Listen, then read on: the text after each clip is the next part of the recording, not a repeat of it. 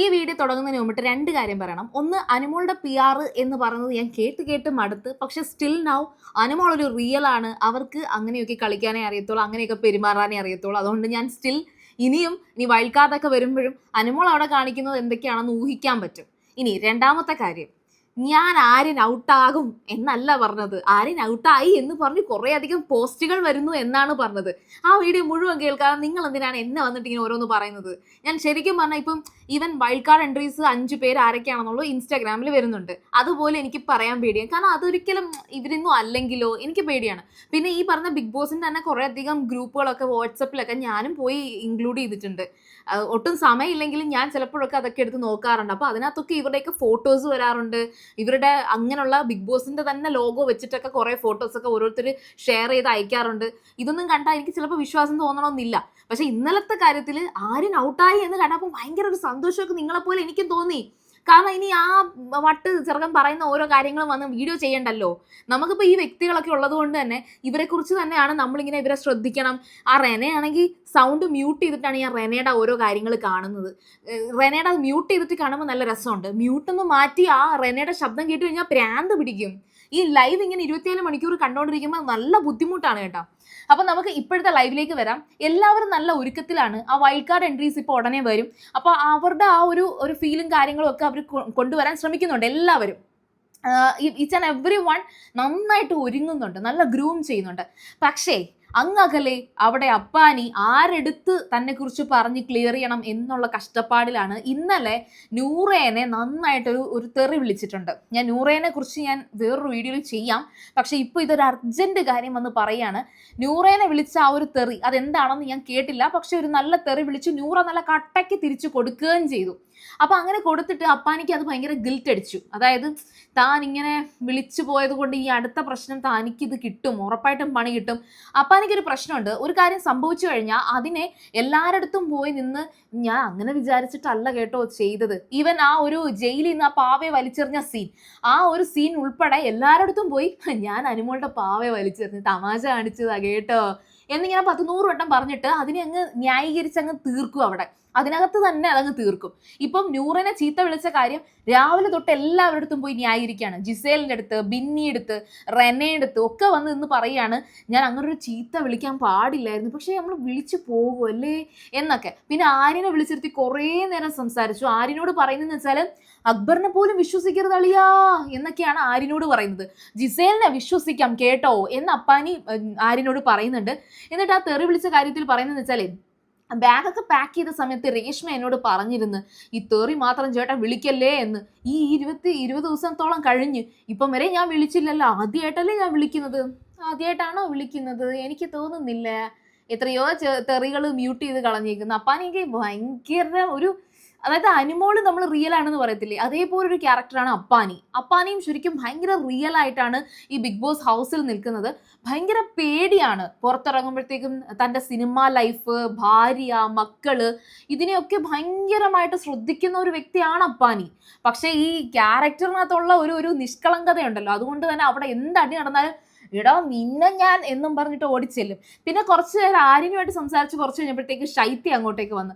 അപ്പം ശൈത്യ എടുത്ത് പറയുന്ന കാര്യങ്ങൾ എന്ന് വെച്ചാൽ അനുമോളെ കുറിച്ചാണ് പറയുന്നത്. അതായത് എന്നാലും അനുമോൾ എൻ്റെ കാലൊക്കെ പിടിച്ചപ്പോൾ ഉണ്ടല്ലോ, ഞാനത് ശരിക്കും ഞാൻ അങ്ങനെ തന്നെ വിശ്വസിച്ച് ഭയങ്കര കൂടെ നിർത്തി. അക്ബർ അപ്പോഴേ പറഞ്ഞു അളിയാ വിശ്വസിക്കല്ലേ എന്നൊക്കെ പറഞ്ഞു. ഈ അക്ബർ പോലും സത്യത്തിൽ ഗെയിമാണ് കളിക്കുന്നത്. ഇതൊക്കെ ശൈത്യടുത്ത് പറഞ്ഞു കൊടുക്കുകയാണ്. എന്നിട്ട് ആദില നൂറയില്ലേ അവർ വരെ അനുമോളെ കുറിച്ച് കുറ്റം പറയുന്നുണ്ട്. ഇതൊന്നും അറിയാതെ പാവ അനുമോള് കണ്ടോ അവരുടെ കൂടെ നിൽക്കുന്നത്. പിന്നെ ആ അനുമോളുടെ പാവയെ വെച്ച് പ്ലാച്ചി വെച്ച് ഞാൻ അങ്ങനെയൊക്കെ പറഞ്ഞില്ലേ, അത് അനുമോളെ ഒന്ന് ഫണ്ണാക്കാൻ വേണ്ട. എനിക്കറിയാം അത് ഞാൻ എടുക്കുകയാണെങ്കിൽ അനുമോൾക്ക് അത് ഭയങ്കരമായിട്ട് ബുദ്ധിമുട്ടാണ്. അപ്പം അനുമോൾ അത് വെച്ചിട്ട് കോമഡി ഉണ്ടാക്കത്തില്ലേ, അപ്പം പ്രേക്ഷകർ കരുതത്തില്ലേ അനുമോൾ ഭയങ്കര ഫണ്ണാണെന്ന്. അയ്യോ പാവക്കുട്ടിക്ക് വേണ്ടിയിട്ട് അടി ഉണ്ടാക്കുന്ന അയ്യോ എന്നൊക്കെ. അതാണ് നിനക്ക് സത്യം പറഞ്ഞാൽ എനിക്ക് ഏറ്റവും കൂടുതലും ആ ഒരു ഇഷ്ടം തോന്നിയതൊക്കെ അനുമോളോടാണ് കേട്ടോ. പക്ഷേ എനിക്ക് ആ ഒരു കമ്പനി അവിടെ കൊണ്ടുവരാൻ പറ്റില്ല. അപ്പോഴത്തേക്കാണ് ബിന്നി വന്നത്, ബിന്നിയായിട്ട് കൂട്ടുകൂടിയത്. ഇപ്പോൾ കണ്ടോ എനിക്ക് നമ്മളൊരു വിശ്വാസമൊക്കെ ഉണ്ട് കേട്ടോ, എനിക്ക് നിന്നോടൊക്കെ വിശ്വാസമൊക്കെ ഉണ്ട് കേട്ടോ എന്നൊക്കെ ചൈത്യയെടുത്തിരുന്ന് പറയുന്നുണ്ട്. ശരിക്കും ശൈത്യ ഒരു എന്താ പറയുക മൾട്ടി സ്റ്റാൻഡാണ്, ഒരിടത്ത് ഉറച്ചിരിക്കത്തില്ല.